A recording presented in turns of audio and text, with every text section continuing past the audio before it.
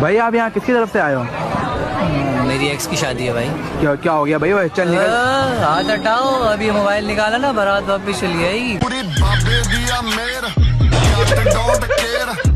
इससे मेरी सोच नहीं मिलती, उससे मैं हाथ तक नहीं मिलाती।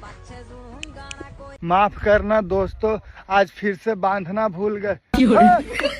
पूरी बाबे दिया मेर, जट डोंट केयर, जट डोंट। अरे पापा तुम्हें कैसे यकीन दिलाऊं, दोस्तों के साथ ही बैठा हूँ। ले राजा बता दिए। अस्सलाम वालेकुम अब्बू। हाँ दोस्तों के साथ ही बैठे हैं, अभी भेज दूंगी थोड़ी देर में घर पे। हाँ भेज दूंगी, अभी तो आए हैं।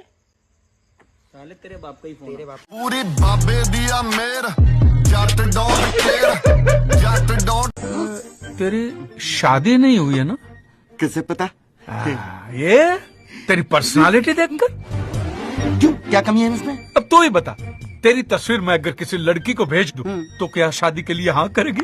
कभी नहीं, मरना पसंद करेगी।